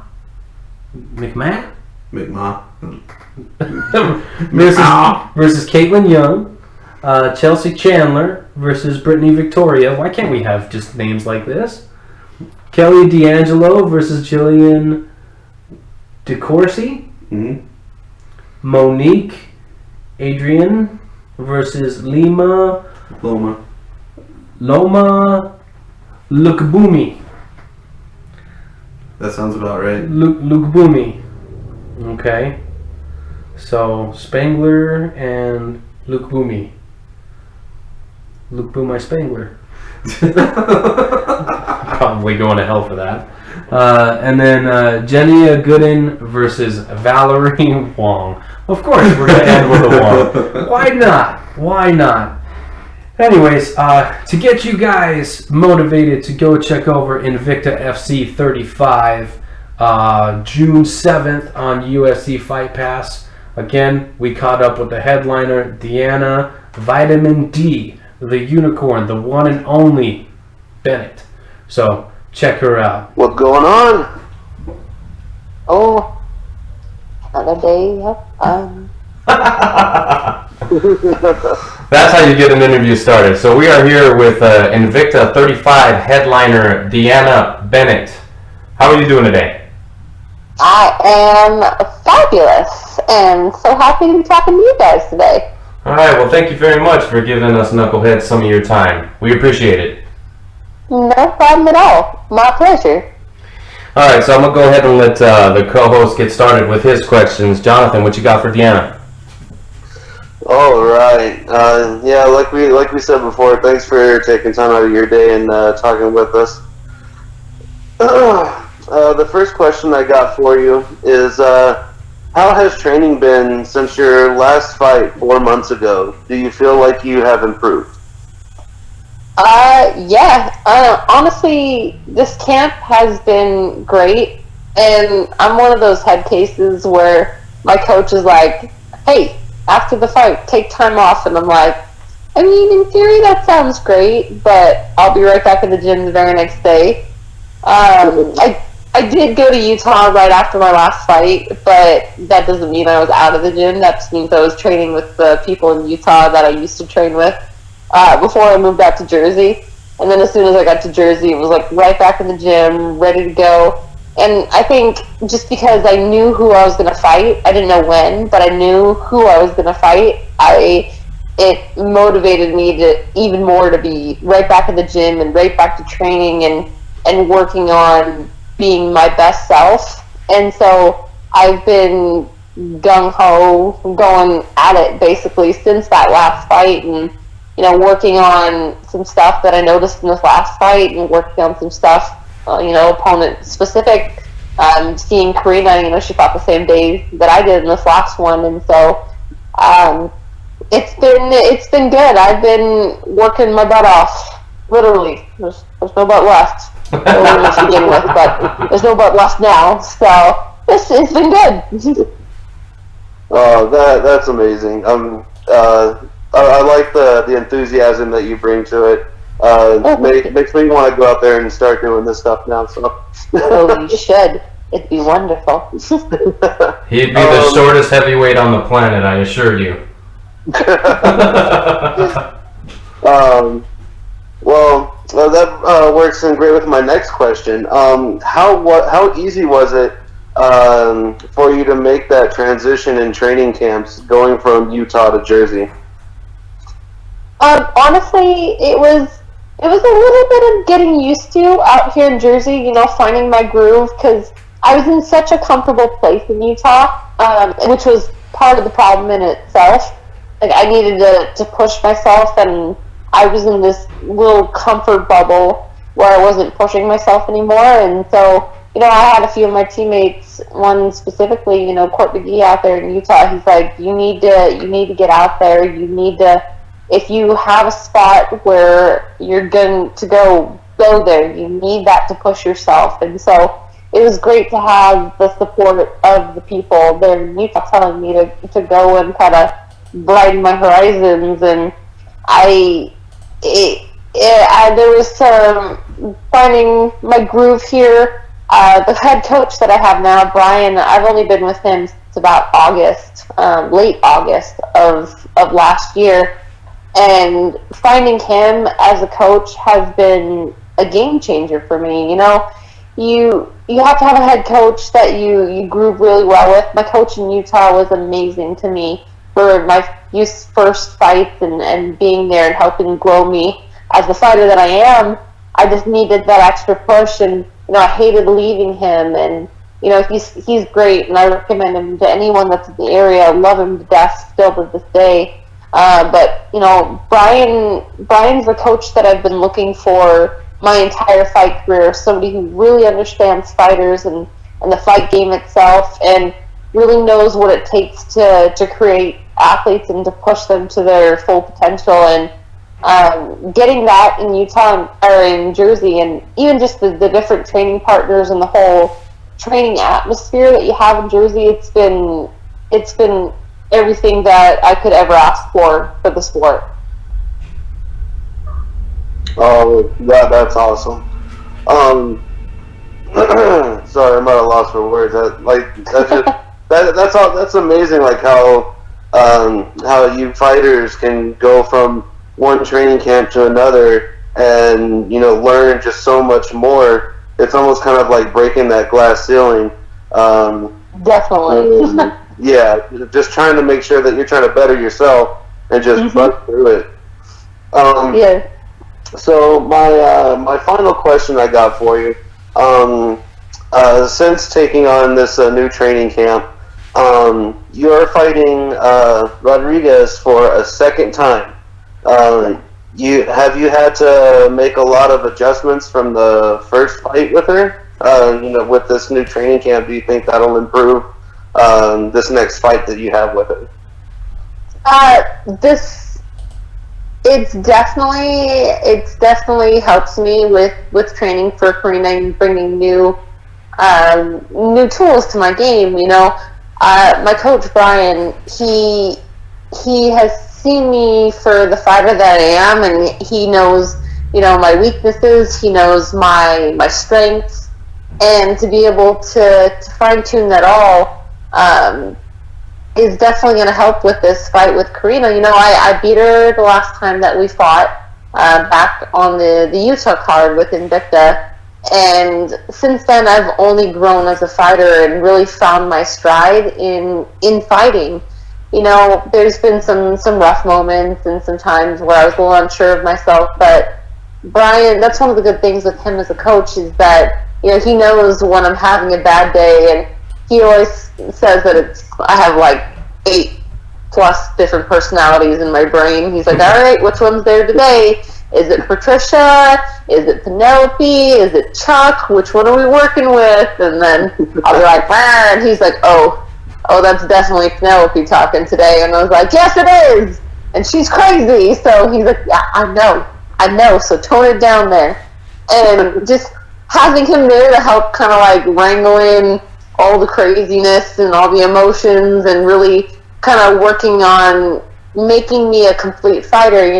Yeah, you hear too much of fighters who are like, oh, they're a wrestler, oh, they're a striker, they're a jiu-jitsu practitioner. But it's like, you can't be that in the sport. You have to be a martial artist. And that was one of the first things that he said to me. Because when I was looking for some extra help, when I first came to him, I was like, hey, I really need some work on my stand-up. And he's like, that's not the point. It's not just working on your stand-up. It's, maybe working on your hands to set up your shots, or maybe working on, just fine-tuning this. It's about making you a complete martial artist, not just about being better at this one aspect. Because you're like, no, you're not just a grappler, you're not just a wrestler, you're not just a whatever, like, you're an MMA fighter. And so we have to work on being well-rounded, and that's exactly what we have been doing, and it's been really helping. And I think that's what's going to make this fight even better than the first one, is just recognizing that in myself and knowing that I have a lot more skills to show in the fight. Oh, well, I definitely look forward to watching you fight. Thank you. That's all I've got for you. Like I said, thank you again for your time, and I'm going to send you back over to the host. Go ahead, Steve. What you got, man? Thank you. All right, Deanna. Well, thank you, Jonathan, for your questions. Those were very good, sir. And I really liked Deanna's answers. So my question I got a couple questions, if you don't mind. But no problem. You went through a pretty rough patch not too long ago, where you had a few losses and a draw. What was your mindset when you were going through that type of adversity in your career? Honestly, it was rough. I had that first loss, which was, liver kick, and then that title fight, and then having your first loss kind of, after going 8-0 and then losing, it messes with you. You've been riding this high, all I did was win, and then to have it go down like that, I wanted to get there in there as soon as possible. I took a real quick, I think it was maybe 6 weeks later, something like that. Yeah. Not too much later, I took another fight with Roxanne and didn't really give myself the time to process and grow as a fighter. But it was a split decision loss. I don't know, maybe I'm biased. I still feel like it should have been mine. But just to have that, then I'm like, all right, and I lost, and it was a split decision. Like, man, that really sucks. But I remember my mind frame was not in the right place for these fights. People say it all the time, and it sounds so cliche, but it's so true. If you're not 100% mentally prepared for the fight, it's not going to go well for you. You have to be physically, you have to be emotionally, you have to be mentally prepared to get in that cage. And I remember walking out for the Roxanne fight, thinking to myself, like, all right, it's 15 minutes the most. Go out there and get it over with.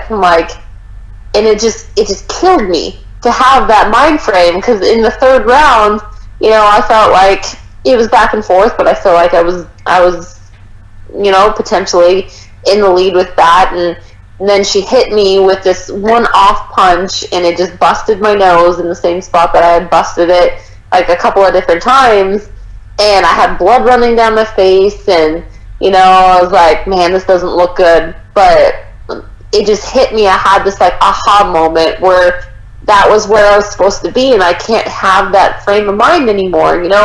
I have, I don't know, I was mad at myself in that instant, yet invigorated because I was still in the fight at that point.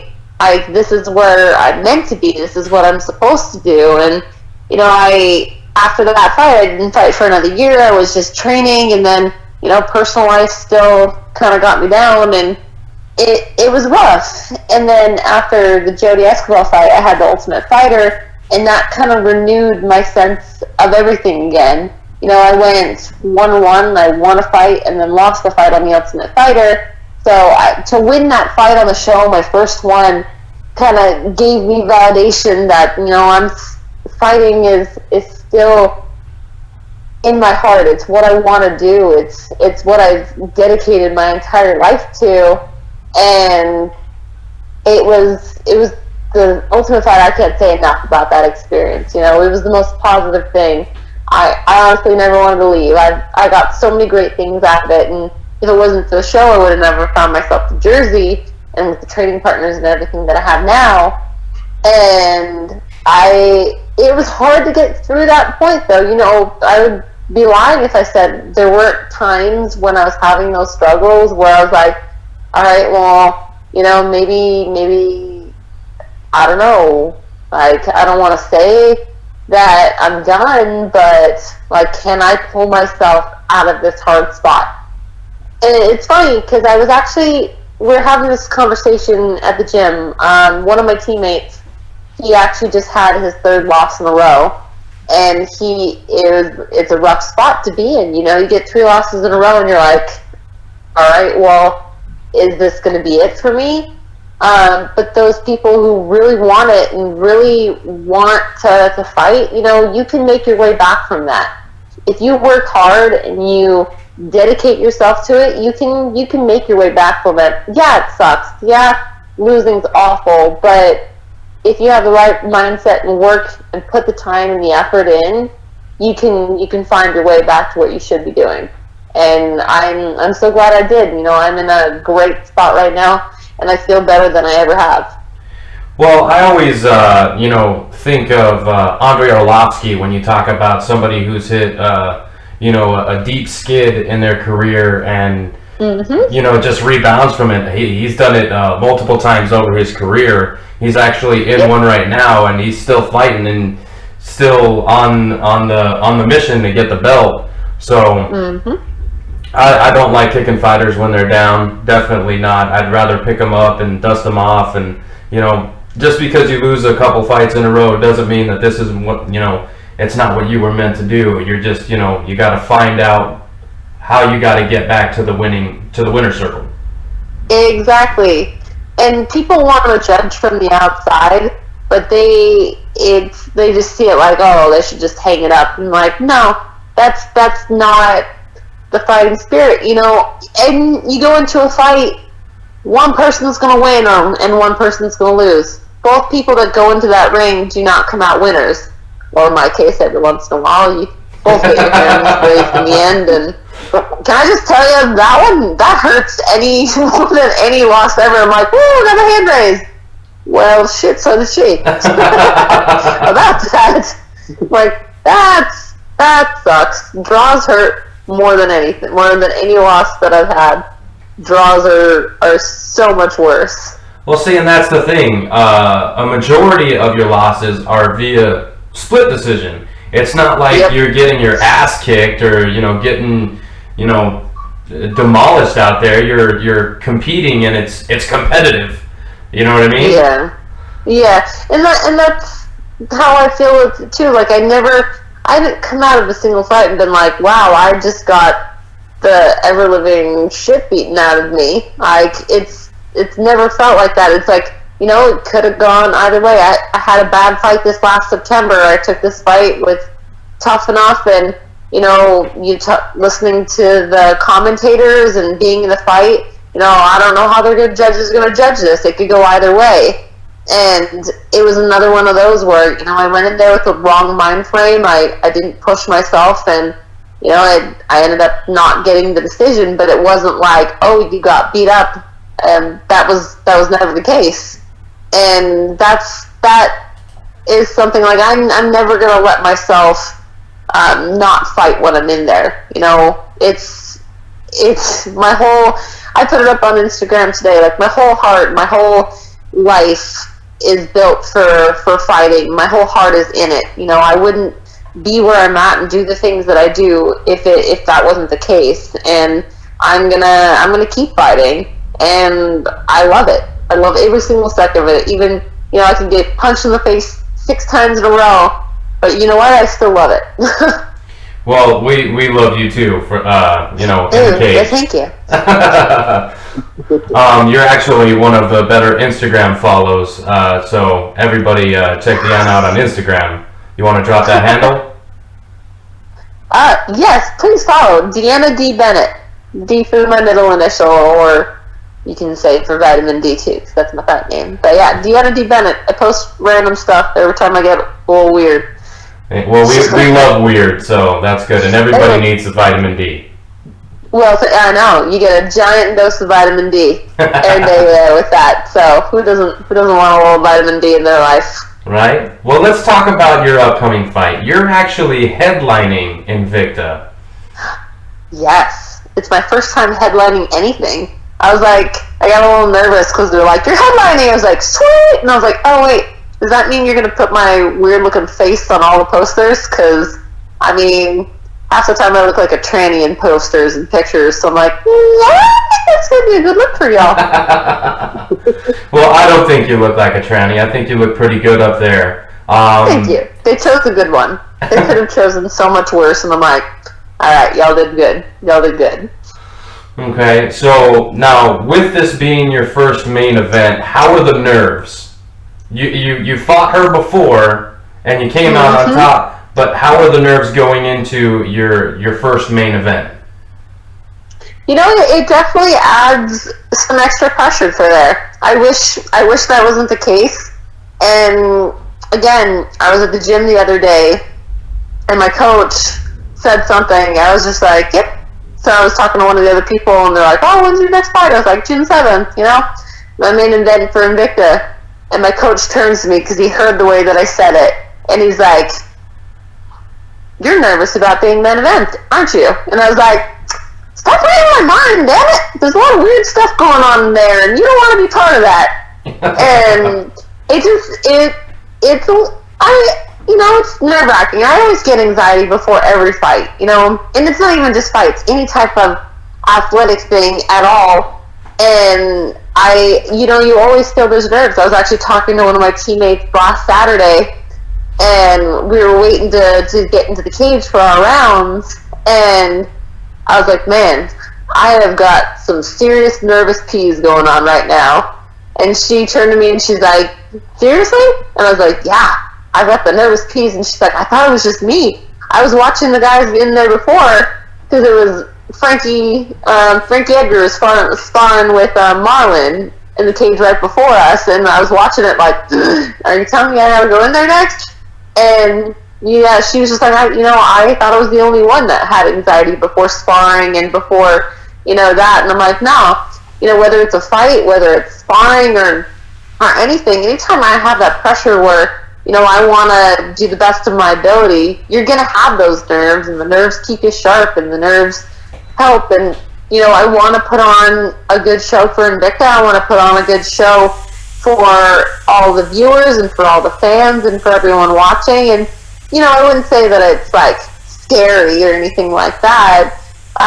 But I do feel the weight of that just because I want to perform my best. It's never that I'm like, oh, what if I lose? I'm like, that's the least of my worries. I want to perform to the best of my ability, and I want to put on a good showing for everyone that tunes in. Okay. Well, I've fought amateur before, so I understand those nerves. Nervous peas, it does affect us men sometimes too. I'll give you that. Good, because I thought it was just us females, and I'm like, man, that really sucks. No. I went to a smoker fight once.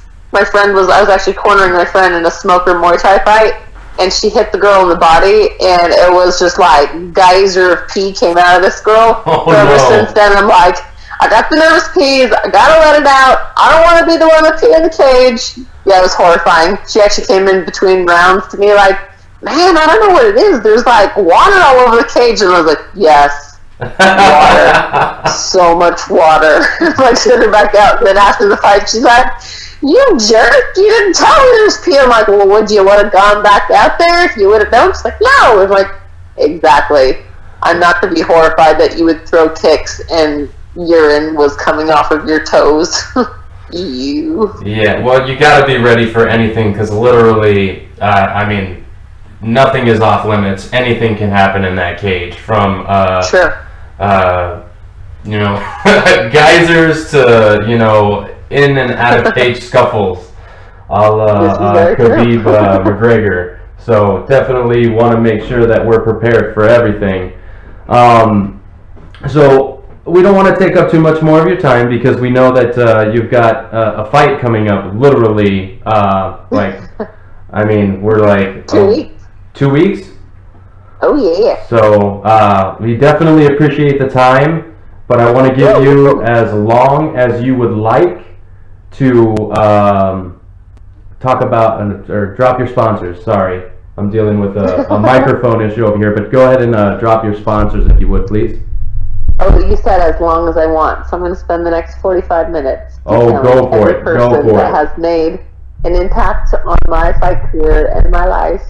Starting from when I was 3 years old. Just kidding. I remember nothing from when I was 3 years old.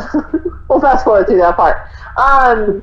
So, I mentioned it a few times. First thing I have to thank is, my coach, my gym, Killer Bee, all my teammates and everything there. It's such a great gym, and I'm so glad that I found myself there, because I think it's made the biggest difference in my fight career. And Bulldog, strength and conditioning. I've always done strength. I had a strength and conditioning coach, and when I was at the Pit Elevated in Utah, when that gym closed down, I didn't really have a strength and conditioning. I just did it by myself. And Keith over there has changed me as a fighter, and that's actually one of the biggest changes between this fight and the last time I fought Katerina, because my coach was actually watching the video, and he was just like, how long had you been working with them before that fight? And I was like, 3 weeks, and that's it. And he's like, physically you are a completely different fighter from then to now, and that difference is working with my strength and conditioning coach. He's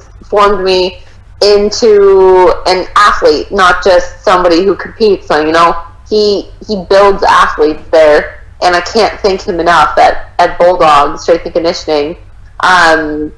Thrive Spine Sports Rehab, they're the ones that piece me together when I get crumbled into a pretzel, or get my face beaten in. They're like, all right, what hurts today? And I was like, everything.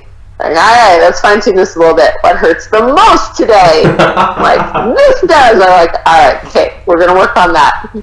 Stop being so generic. Stop being so weird. The answer to that is I can't ever be. Yeah, don't ever stop being weird. It's been amazing there. Yeah, there's no change in the weird at this point. It's pretty much just the standard, and it's how weird are we gonna be today? So, But yeah, they're super great. New Jersey Nutrition, Jeff and the team over there, they keep me supplied with the stuff that keeps my old body functioning at this point. All the nutrition needs and everything that I have, they've been super awesome. Fit Food New Jersey, I love it because they send me healthy food, so I won't be distracted and try to eat all the terrible things of the world. I'm like, all right, I've got great food that they deliver to me, so I recommend them to anyone in New Jersey looking for a meal prep company. They're fantastic. CB Daily, it helps me sleep when I'm in fight camp when everything hurts. Wonderful, absolutely wonderful. In management, Sucker Punch, they've been so great to me, helping me out with fights and putting up with my weirdness. Speaking of the weird, and it's funny because I was talking to my coach today, and I guess they were talking to my coach, and they're like, "Is Deanna as weird as she puts out there?" And he's like, "No, she's 10 times weirder than that." And I was like, "Damn it, coach, you're not supposed to say that. You're supposed to downplay it." He's like, "Well, you just burped in my face like 10 times." I'm like, "Yeah. Sometimes I try and talk in burps, and I guess you don't speak that language, so fine. I'll find somebody else that does." So, I don't know, I have like a million other people. Oh, DeFilla, who makes my fight outfits. I'm super excited for this one. She's absolutely amazing, and I can't wait for this fight outfit. I know it's a really girly thing to say, but she's fabulous and makes fabulous ones, and it's gonna be a good one. And yeah, there's like a million other people that I could thank. I really do appreciate any fan or family members and everything. Anyone who supports me, it means the world to me. Hell, even my haters, if they go on there and comment about it, I'm like, half the time I agree with them. Honestly, I'll get people that comment like, "Man, who's the dude in that picture?" And I was like, "It's me. I'm the dude. I'm the swamp thing that crawled out of the sewer, and that's me in that picture." And they're like, "Oh, I'm sorry." And I'm like, "No, I'm seriously agreeing with you. Like, I look like Swamp Thing in that picture." And they're like, delete the comments. I'm like, "No, but seriously, I was agreeing with you." But I'll take any criticism or anything like that. I am who I am, and that's all I can be. So if y'all have anything to say about that, I most likely will agree with you. All I'm saying is don't change. Don't change. We enjoy the authenticity. Yes. I will do what I can, and it'll always be that way. And I can't even when I'm trying to be normal, I can't be. My last fight, I was staged right outside. Like, they play the videos, they have you staged right before you walk out. And they started playing my video, and I was, I have that anxiety walking out to the cage and everything, and I'm sitting there trying to stay out of my own head. And my coach, and I was like, "Yeah, coach, you'll be so proud of me. I was so good in this video. I didn't say anything weird. Everything was great." And then they played it, and it was they were asking me about having a target on my back, and I was like, "Nah, that's not a target, that's a zit." And he turned to look to me, and he's like, "You told me you were good." And it was actually such a great moment because it was this huge icebreaker and got rid of the nerves. And my poor coach was curled up into the ball, laughing hysterically on the floor right before we walked out for the fight. And I was like, "So I forgot. I was trying to be good, but I guess I wasn't." He's like, "Did you really say you had a zit on your back?" I'm like, "Well, yeah, but I probably got it when I shaved the hair off of it, but I don't know." He's like, "Can you just control yourself for 2 seconds?" I'm like, Nope, sure can't. So, but he puts up with me, so he's a saint in that aspect, so thank you. Well, I definitely, this needs to happen again. You are a fucking riot, and we've been going on for half an hour, and I still have so many questions, but again, with your fight coming up, like you said, 2 weeks away, I don't want to, let's just keep it at a half hour for right now. We'll take it. I will ramble on forever. We'll have to just talk again. So, Well, you maybe- got my number. You just give me a call. All right, well, sounds good. Maybe we'll, hit you after or between, after you get this win and your next fight announcement. How about that? Boom. I like the way you think. Yep. Get the date. That's how we do here at Headkick Audio. So again, I appreciate the time. It's been a fucking blast. It's gonna happen again. So, ladies and gentlemen, Deanna Bennett, Thanks for having me. you are very welcome. Well, you have yourself a good night. Jonathan, tell her good night. Have a great night. Thank you very much for your time, and it was You're welcome. good talking with you. I feel like that was kind of pressured from him. I don't feel like that was genuine. So. Well, he's actually he's in Sierra Vista. He's not in the same city as me right now. Oh, nice. Okay. Yeah, so we're actually doing like a three-way call from like all over the globe. It's crazy. Ooh, I love it. That's how, like technology. I said, that's how we roll. Well, you were a hard fucking time. You guys are great. no, you were a fucking riot. I can't wait to have you on again. Seriously, thank you for your time and good luck. Go kill this bitch and fucking just enjoy your headliner, okay? Will do. And then I shall drink all the tequila in Kansas City. It's gonna be fabulous. Okay, well, save me some. I like tequila. Will do. Oh, you're my kind of people. I like it. Oh yeah. Well, y'all have a great night. All I'll right. save that tequila. All right, bye. Bye-bye.